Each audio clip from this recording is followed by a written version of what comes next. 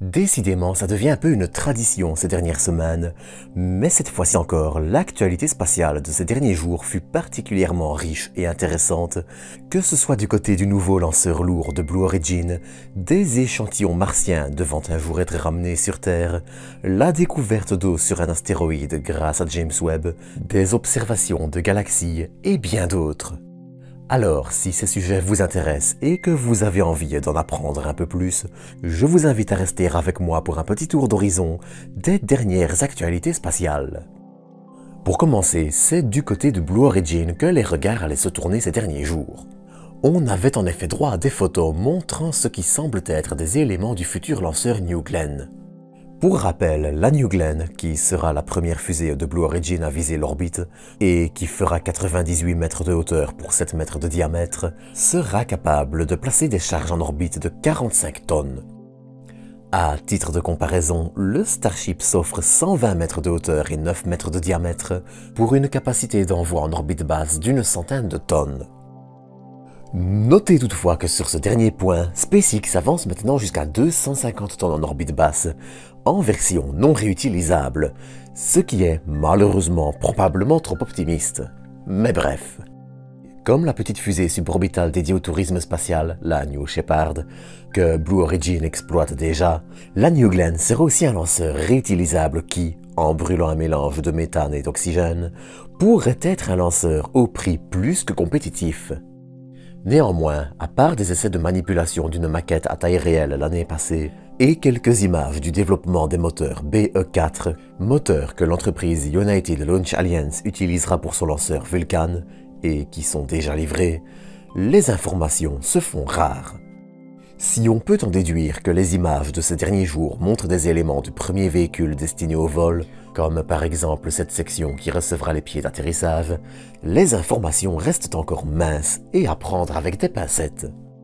Quoi qu'il en soit, le lanceur, dont le vol inaugural est attendu à la fin de 2023, sera à suivre de près et un concurrent plus que sérieux pour SpaceX et United Launch Alliance. Mais bref, si le sujet de la New Glenn vous intéresse, je ne peux que vous inviter à vous abonner car elle sera bientôt à l'honneur sur la chaîne. Mais encore une fois, bref. Dans un tout autre contexte, on apprenait ce 30 janvier que le rover martien Perseverance avait fini de déposer à la surface de la planète rouge 10 de ses 43 tubes d'échantillons, dont 38 destinés à accueillir des échantillons. Ce dépôt de seulement 10 tubes peut sembler assez spécial, et pourtant il a un sens. Les plans actuels pour le retour d'échantillons comptent en effet sur le rover Perseverance pour ramener les échantillons près de l'atterrisseur, qui les ramènera ensuite sur Terre. Or, si Perseverance venait à avoir un problème majeur et ne pas pouvoir ramener sa trentaine de tubes, ce sera alors cette dizaine-ci qui sera récupérée et qui sert donc un peu de solution de secours. Toujours dans le thème martien, et avant d'en arriver à Webb, le petit hélicoptère Ingenuity réalisait ce 27 janvier ce qui est maintenant son 41e vol, et ce, comme d'habitude, avec succès. Sur ce, il va être temps de parler de Webb. Mais pour ça, je vais d'abord devoir vous présenter un astéroïde. Chariklo est ce que l'on nomme un astéroïde Centaure, famille d'astéroïdes dont l'orbite se situe entre Jupiter et Neptune, et qui est une famille hybride entre la comète et l'astéroïde, ce qui leur valut leur nom de Centaure d'ailleurs. D'un diamètre d'environ 250 km, Chariklo est le plus grand centaure connu à avoir été confirmé. Néanmoins, sa distance et sa petite taille le rendent très difficile à observer, vraiment très difficile à observer. En fait, pour en apprendre plus sur lui, la seule solution est d'attendre qu'il passe devant une étoile et bloque une partie, ou toute sa lumière. Et de ce type d'observation, on a déjà appris plein de choses. On sait par exemple qu'il dispose d'un système de 2 anneaux, large de 3 et 7 km et d'un rayon de 396 et 407. Mais ces occultations étant rares, il était prévu qu'elles puissent interrompre le programme d'observation de Webb pour se focaliser sur l'occultation, qui doit aussi être dans la partie de la voûte céleste observable par le télescope, ce qui fut, finalement, le cas en octobre 2022. Le télescope permet ainsi de détecter des traces de glace cristalline qui trahissent probablement un bombardement constant de l'astéroïde par de petites poussières interplanétaires et qui restent intéressants pour comprendre cette famille d'astéroïdes, même s'il faudra encore quelques observations pour, peut-être, comprendre d'où lui viennent ces anneaux.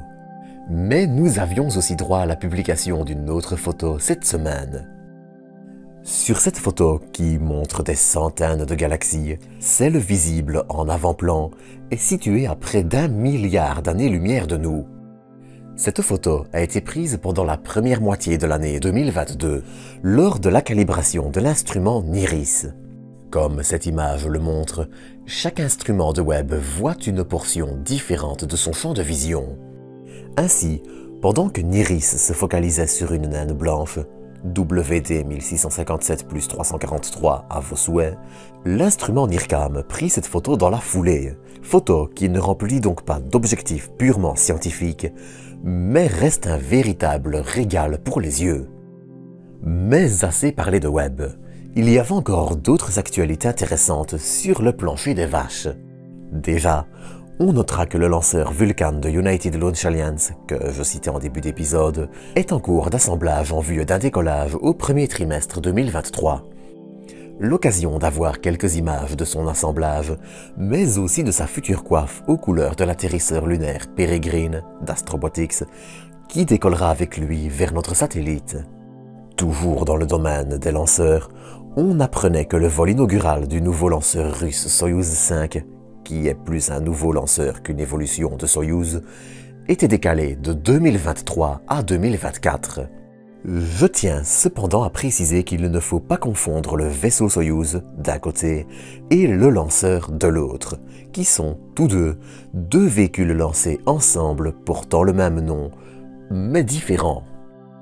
Avec Soyouz 5, ce sera d'ailleurs une nouvelle capsule qui sera exploitée. D'autre part, on notera aussi la remise en service en début de semaine de l'instrument NIRISS du télescope James Webb, instrument qui avait souffert d'un léger dysfonctionnement entraînant une indisponibilité de quelques jours. Enfin, on notera aussi la publication des images d'essai du moteur Navier de l'entreprise française Latitude, moteur qui équipera leur lanceur Zephyr.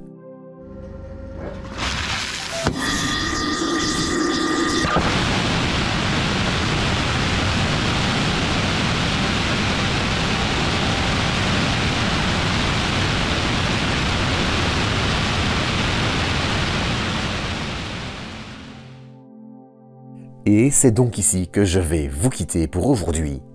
J'espère que vous aurez apprécié cet épisode et je vous donne rendez-vous dans quelques jours pour un nouveau. D'ici là, prenez soin de vous, prenez soin des autres et à très bientôt pour de nouvelles doses d'espace.